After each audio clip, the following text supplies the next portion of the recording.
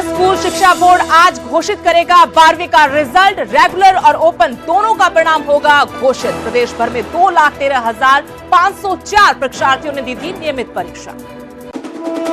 नूंह में पुलिस और गैंगस्टर्स के बीच मुठभेड़। लॉरेंस बिश्नोई और रोहित गोदारा गैंग के 2 शूटर्स काबू। हरियाणा और Delhi police special cell counter intelligence unit का ज्वाइंट ऑपरेशन। बिश्नोई परिवार ने रणजीत चौटाला के लिए पहली बार किया चुनाव प्रचार। आदमपुर में विजय संकल्प रैली में पहुंचे कुलदीप बिश्नोई और भव्य बिश्नोई टिकट कटने से थे नाराज। हिसार लोकसभा सीट को लेकर दुष्यंत चौटाला का बड़ा दावा। हिसार की जनता महिला को भेजेगी संसद। रणजीत चौटाला पर किया पलटवार। हिसार सीट पर चौटाला। भगवंत मान आज फिर तिहाड़ जेल में बंद। केजरीवाल से करेंगे मुलाकात। दोपहर 12:30 बजे पहुंचेंगे तिहाड़ जेल। कल केजरीवाल से मिली थी सुनीता केजरीवाल। सिद्धू मूसेवाला के पिता बलकौर सिंह से मिले प्रताप सिंह बाजवा और जीत महेंद्र सिंह सिद्धू। बाजवा ने जीत महेंद्र सिंह सिद्धू के लिए मांगा समर्थन। बलकौर ने बेटे के इंसाफ की लड़ाई में किसी के भी मदद नहीं करने पर जाहिर की नाराजगी।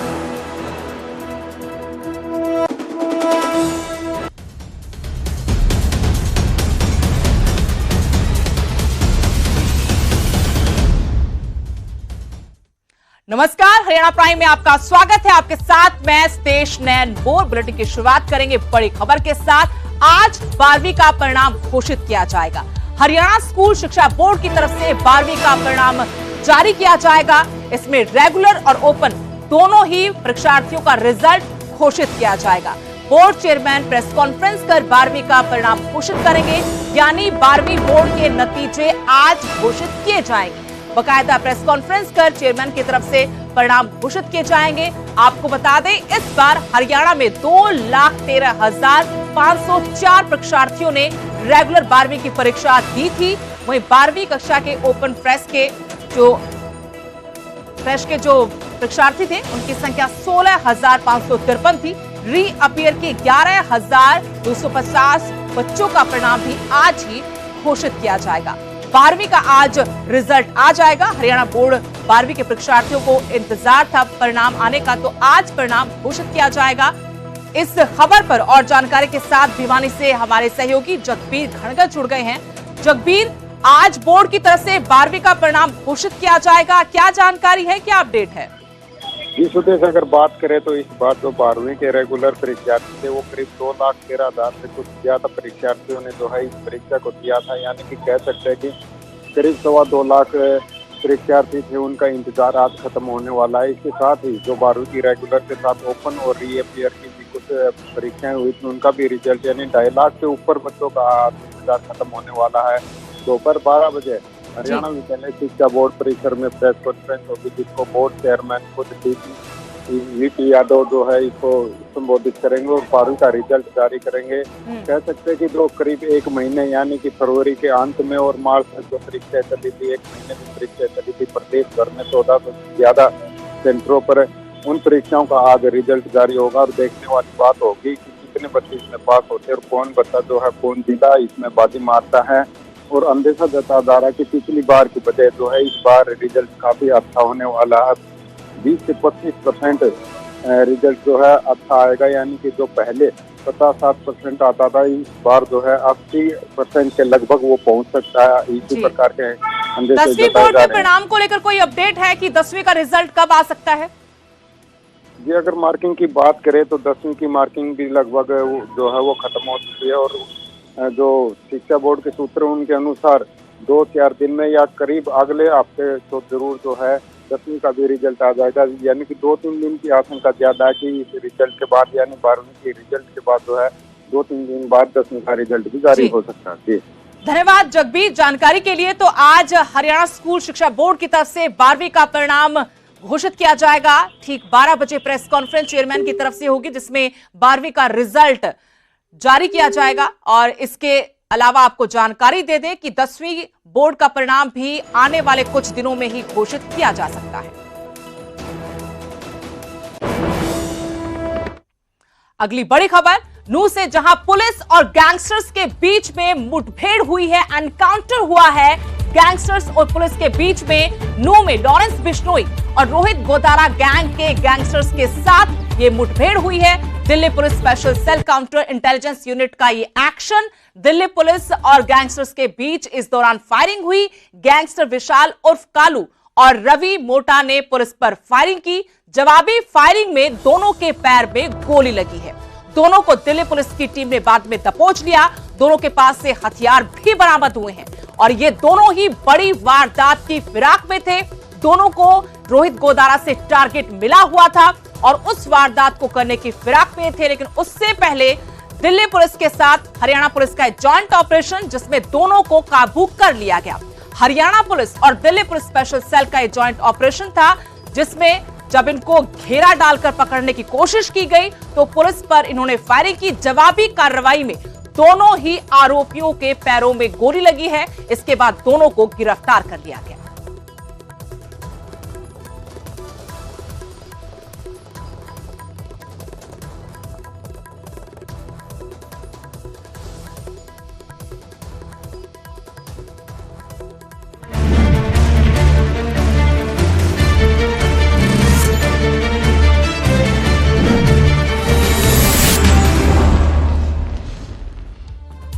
अब बात करेंगे हरियाणा की राजनीति से जुड़ी बड़ी खबरों की, और बड़ी खबर ये, जननायक जनता पार्टी को एक और तगड़ा झटका लगा है। वरिष्ठ नेता अशोक शेरवाल बीजेपी में शामिल हो गए हैं। पत्नी कुसुम शेरवाल के साथ भाजपा में शामिल हुए हैं अशोक शेरवाल। लंबे समय तक इनेलो में रहकर राजनीति की, उसके बाद जननायक जनता पार्टी बनी तो इनेलो का साथ छोड़कर जेजेपी में शामिल हो गए थे और जेजेपी के प्रमुख नेताओं में इनका नाम रहा। जेजेपी के कई और नेताओं ने भी भाजपा का कमल थामा है। बड़ा झटका, एक के बाद एक झटका जननायक जनता पार्टी को लग रहा है। जब से भाजपा के साथ उनका सत्ता का गठबंधन टूटा है, उसके बाद से लगातार नेता पार्टी का साथ छोड़कर दूसरी पार्टियों में जा रहे हैं। कल ही निशान सिंह, जो जेजेपी के अध्यक्ष थे पार्टी के, वो कांग्रेस में शामिल हुए हैं और आज अशोक शेरवाल ने बीजेपी का कमर थाम लिया है। अपनी पत्नी और कुछ अन्य समर्थकों के साथ वो बीजेपी में शामिल हुए हैं।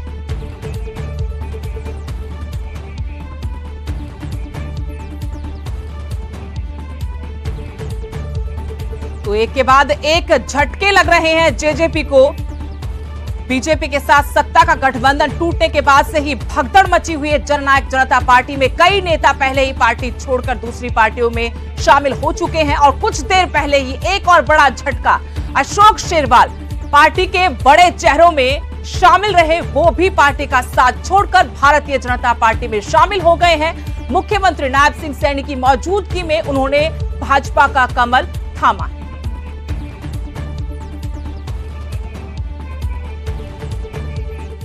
लोकसभा चुनाव को लेकर चुनाव प्रचार तेज हो गया है और अब बड़ी खबर आपको बता दें, हिसार से जहां बिश्नोई परिवार ने पहली बार रणजीत चौटाला के लिए चुनाव प्रचार किया, वोट मांगे।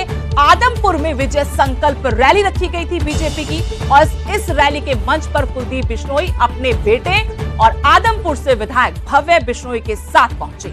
उन्होंने जनता से वोट की अपील की, कहा कि जनता अपने मन में किसी प्रकार की शंका ना रखे, किसी से गुमराह ना हो, रणजीत चौटाला को ही भारी मतों से विजयी बनाकर भेजना है। कुलदीप बिश्नोई दावेदारी जता रहे थे लोकसभा सीट हिसार से, लेकिन टिकट काटकर बीजेपी ने टिकट दिया है रणजीत सिंह चौटाला को। अभी तक चुनाव प्रचार में नजर नहीं आ रहे थे, ना ही बिश्नोई परिवार की तरफ से कोई बयानबाजी आ रही थी। कुछ दिन पहले ही दिल्ली आवास पर पहुंचे थे मुख्यमंत्री नायब सिंह सैनी बिश्नोई परिवार को मनाने के लिए और बड़ी जिम्मेदारी भी युवा मोर्चे की दी है भव्य बिश्नोई को। ऐसे में लगातार कवायद में है बीजेपी के दिग्गज बीजेपी पार्टी कि बिश्नोई परिवार को मना लिया जाए, लेकिन इस मान मुनव्वर के बीच कल आदमपुर की विजय संकल्प रैली में बिश्नोई परिवार नजर आया। 5 उपचुनाव जीतने की बात हो, 4 विपक्ष में और 5वां भव्य जीता। अभी क्या भिवानी, क्या महाभारत थी, मतलब भयंकर से भयंकर चुनाव। हर बड़े से बड़ा धुरंधर यहाँ पर आके देख लिया, लेकिन आपने एक परिवार की तरह अपना चुनाव समझ के आपने हमेशा हमें आशीर्वाद दिया और हमने भी हमेशा प्रयास किया कि आपके उस मान और सम्मान को हम ऊंचा रखते। क्या कितनी से कितनी बड़ी कुर्बानी हमें देनी पड़ी, हमने हर भरसक प्रयास किया कि आपके मान सम्मान को ऊंचा रखें। कोई नाराजगी नहीं रखनी, कोई मन में मलाल नहीं रखना है। मेरी हाथ जोड़ के प्रार्थना, आपके भाई आपने इस बेटे का लाज रखना। आज मैं आपके पास बीच में आया हूं अपने भाई रणजीत चौटाला जी के लिए आप सबसे आशीर्वाद लेने, किसी प्रकार के बहकावे में नहीं आना।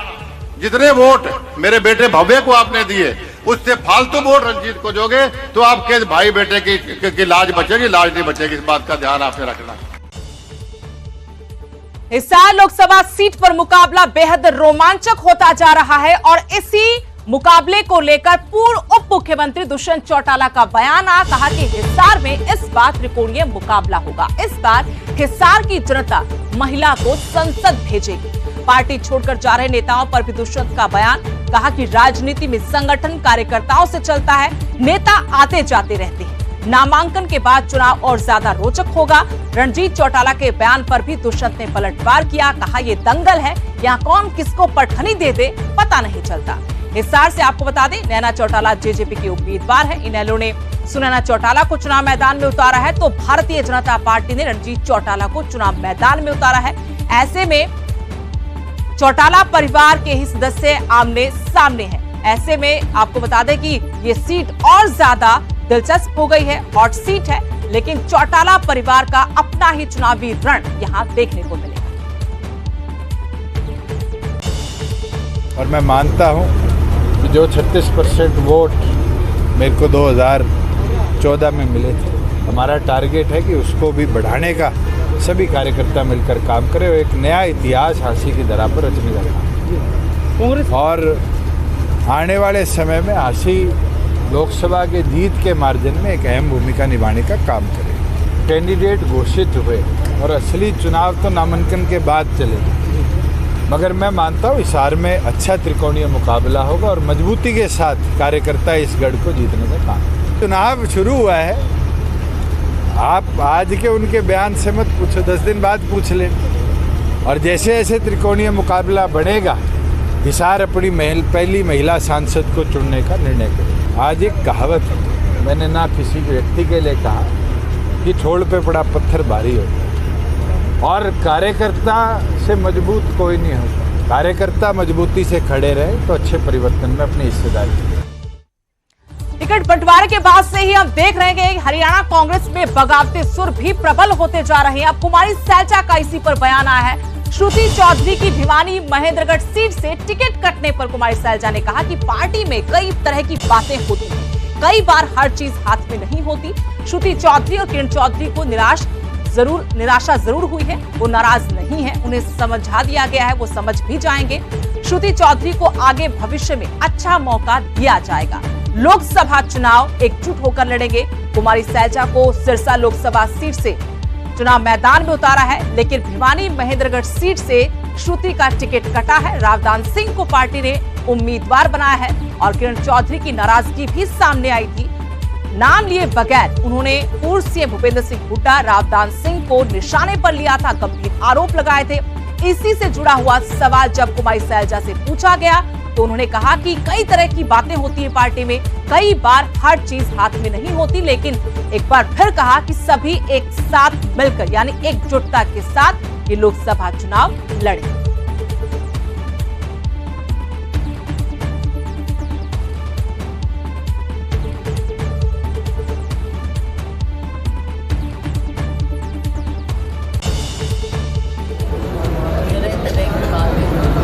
हमारी पार्टी का अंदरूनी फैसले होंगे कि किसको कहाँ से टिकट मिले। ये बात है, कभी लगता है कि आज के दिन कुछ नहीं। आपको याद होगा 89 में जब मुझे टिकट नहीं मिली, उसमें उस समय कुछ लोगों को लगता था, लेकिन 91 में मुझे फिर मिली और मैं फिर। कुमारी सैलजा आज फतेहाबाद के दौरे पर हैं। फतेहाबाद में उनका रोड शो भी होगा। फतेहाबाद शहर में आने से पहले उनका गिलाखेड़ा गांव में एक जनसभा का कार्यक्रम है। इस कार्यक्रम में निशान सिंह, सुरेंद्र लैगा भी मौजूद होंगे, जो कल ही कांग्रेस में शामिल हुए थे। जेजेपी का हाथ वो पहले से छोड़ चुके थे, लेकिन कल कांग्रेस में शामिल हुए। आज ये दोनों नेता भी मंच पर नजर आएंगे, कुमारी सैलजा के लिए चुनाव प्रचार करेंगे। सिरसा लोकसभा सीट से कांग्रेस उम्मीदवार कुमारी सैलजा आज रोड शो करेंगी। फतेहाबाद के दौरे पर कुमारी सैलजा रहेंगी। भाजपा के अशोक तंवर से सिरसा लोकसभा सीट पर उनका सीधा मुकाबला है।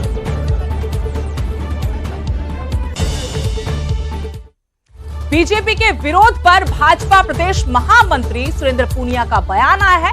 उन्होंने विरोध करने वालों को लेकर कहा कि इन विरोध करने वालों पर भाजपा की नजर है।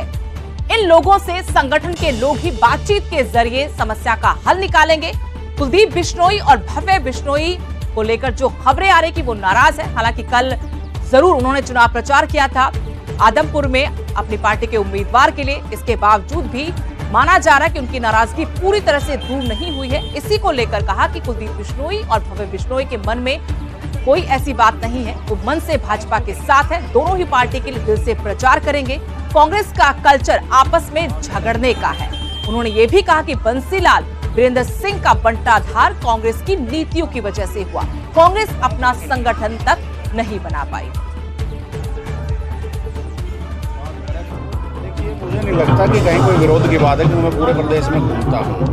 कुछ हो सकता है कहीं कोई बात हो, वो व्यक्तिगत बात भी हो सकती है, और उस बात पे हमारी पार्टी की भी पूरी निगाह है। हम उनसे बातचीत भी करते हैं कि वे कोई दुख तकलीफ कष्ट है तो बात करके उसका समाधान हो सकता है। यहाँ समय समय पर दूसरे कांग्रेस में आप देखते होंगे एक ही परिवार का वर्चस्व रहा है केंद्र में, जैसे गांधी परिवार का, नेहरू गांधी परिवार का। भारतीय जनता पार्टी में ये पॉसिबल है, एक चाय बेचने वाला व्यक्ति देश का प्रधानमंत्री बन सकता है, एक 2 एकड़ का किसान मनोहर लाल प्रदेश का मुख्यमंत्री बन सकता है, एक माड़ी का बेटा जिसके घर में सब्जी बेच करके गुजारा हुआ है वो प्रदेश का मुख्यमंत्री बन सकता है। तो इस प्रकार का कल्चर भारतीय जनता पार्टी का है। कांग्रेस में किसी प्रकार का महत्व कार्यकर्ता को नहीं मिलता है, केवल एक परिवार की संतुष्टि के लिए कांग्रेस पार्टी अपनी योजनाएं बनाती है। मुख्यमंत्री जी और मैं स्वयं उनके मुख्यमंत्री जी के साथ उनके घर गया था, और वो हमारा कोई मनाने का कार्यक्रम नहीं था। हम उनसे मिलने के लिए गए थे, क्योंकि मुख्यमंत्री जी जब मुख्यमंत्री बने तो उनका आग्रह ये था कि कभी घर आकर के भोजन पानी नाश्ता करने के लिए आएँ। उसके निमित्त वो कार्यक्रम था, और वो बड़े अच्छे मन से, आज का आपने उनका कार्यक्रम देखा भी होगा और आपने उनकी बात सुनी भी होगी, बहुत मन से दिल से वो भारतीय जनता पार्टी के पक्ष में प्रचार भी करेंगे। कुरुक्षेत्र से भाजपा प्रत्याशी नवीन जिंदल भी अपने चुनाव प्रचार में जुटे हुए हैं। इस दौरान वो पेवा के थाना गांव पहुंचे, जहां उन्होंने मतदाताओं से वोट की अपील की। जिंदल ने कहा कि मेरा हमेशा कुरुक्षेत्र लोकसभा की जनता से लगाव रहा है। आज भी मुझे गांव के लोगों का भरपूर समर्थन मिल रहा है।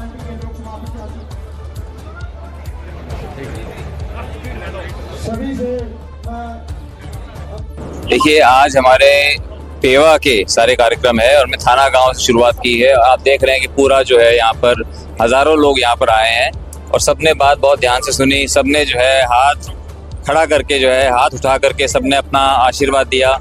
तो बहुत समर्थन लोगों का, बहुत आशीर्वाद हमें मिल रहा है, जिसके लिए हम सभी भारतीय जनता पार्टी के सभी साथी हम बहुत आभारी हैं लोगों के, कि लोगों का बहुत प्यार और आशीर्वाद हमें मिल रहा है। उधर टिकट मिलने के बाद पहली बार राव दान सिंह भिवानी पहुंचे। कांग्रेस से भिवानी महेंद्रगढ़ लोकसभा सीट से उन्हें उम्मीदवार बनाया गया है। श्रुति चौधरी का टिकट काटकर राव दान सिंह पर भरोसा जताते हुए पार्टी ने उनको टिकट थमाया। भिवानी महेंद्रगढ़ संसदीय क्षेत्र में औद्योगिक विकास का दावा उन्होंने अब किया है। कहा कि अग्निवीर योजना को भी वो खत्म करेंगे अगर उनकी सरकार आएगी। किरण चौधरी की नाराजगी की खबरों पर बोले कि आज सुबह ही किरण चौधरी से उनकी बात हुई है। किरण चौधरी ने मदद करने की बात कही है। श्रुति चौधरी, किरण चौधरी अपने समर्थकों के साथ बैठक कर चुकी हैं। इस दौरान उनकी नाराजगी साफ नजर आई थी। किरण चौधरी ने नाम लिए बगैर गंभीर आरोप लगाए थे राव दान सिंह और पूर्व सीएम भूपेंद्र सिंह हुड्डा पर। और टिकट मिलने के बाद राव दान के लिए भिवानी पहुंचे। इसी दौरान उन्होंने कहा कि वो विकास करवाएंगे इलाके का, जो 10 सालों से नहीं हुआ है। यहाँ पर औद्योगिक विकास करवाया जाएगा, अग्निवीर योजना को खत्म किया जाएगा। मैं आपको स्पष्ट तौर पर बताता हूँ, भाई अनिरुद्ध जी मेरे साथ हैं। चौधरी बंसीलाल जी की जो ऐतिहासिक वहाँ पर विलेज जिसे गांव कहते हैं, आपका गोलागढ़, वहाँ से एक शुभारंभ हमने किया है। वो इसलिए किया है क्योंकि उनकी स्मृति को भुला नहीं सकते आप। उनको हरियाणा के निर्माता के रूप में भी जाना जाता है। आज उस परिवार से कोई व्यक्ति ये कहता है कि मैं उससे फालतू करूंगा, तो वैसे सादे स्वभाव से मानते हम तो अच्छी बात है। हमने तो उनकी मदद की है। टिकट तो एक आदमी को मिलती है, सबको तो मिल नहीं सकती। जिसको टिकट मिलती है कांग्रेस पार्टी, दूसरे लोग उसके साथ देते हैं। और हमारे विचारों में भिन्नता हो सकती है, मन में भिन्नता नहीं है। मैं नहीं समझता कि इसका कोई दूसरा अर्थ है। इसका मिलेंगे सर, मिलके कोई बातचीत हुई है अभी तक? हुई है बातचीत। आज सुबह भी मेरी मुलाकात किरण जी से हुई थी और उन्होंने कहा कि मैं मदद करूंगी।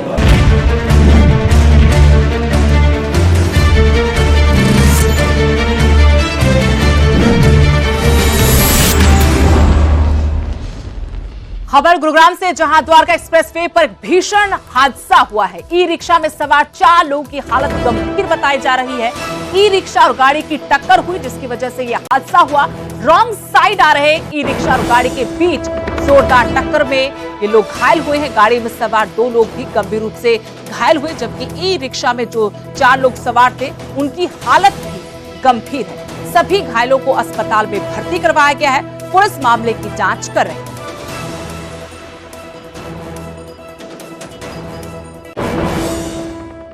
अंबाला में भी तेज रफ्तार का कहर देखने को मिला। तेज रफ्तार जीप चालक ने दुकानदार को टक्कर मार दी। आसपास के लोगों ने घायल दुकानदार को अस्पताल पहुंचाया। दुकानदार को टक्कर मारने के बाद जीप चालक मौके से फरार हो गया। दुकानदार को गहरी चोटें आई हैं। अस्पताल में उसका इलाज चल रहा है। वहीं पुलिस ने बयान दर्ज कर जांच शुरू कर दी है।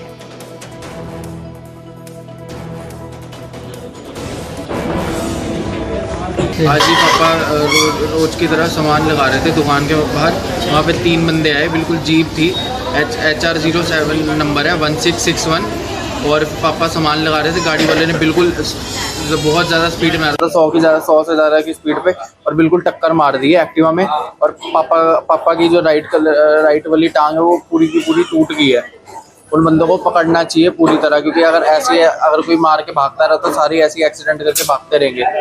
राय मार्केट में एक एक्सीडेंट का पता चला था। भी एक गाड़ी वाला एक एक्टिवा चाय की दुकान करता था, वो बाहर खड़ा था, तो उसने उसको टक्कर मार दी। तो तलाश जारी है, वो टक्कर मार के फरार है और बयान लेने के लिए सिविल हॉस्पिटल अम्बाड़ा घाट में आया है। सर कितनी क्या चोटें आई है? उसकी जो राइट टांग है उस पर चोट ज़्यादा आई है। अभी एक्सरे होगा, उससे पता चलेगा। जो आगे कार्रवाई बनती है वो कार्रवाई करेंगे। गाड़ी नंबर पता चल चुका है जी? गाड़ी नंबर अभी पता तो चला है, अभी देखते हैं, अभी कंफर्म करके जैसा भी होगा कार्रवाई, उचित कार्रवाई। लू में लोग बूंद बूंद पानी को तरस रहे हैं। गांव बड़ेड़ में लोगों को पीने का पानी तक नहीं मिल रहा। लंबे वक्त से ग्रामीण इस समस्या से जूझ रहे थे।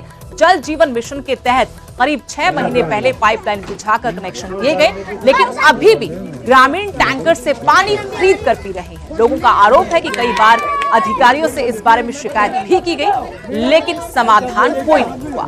ग्रामीणों ने अधिकारियों के खिलाफ नाराजगी जाहिर करते हुए मटके फोड़कर प्रदर्शन किया।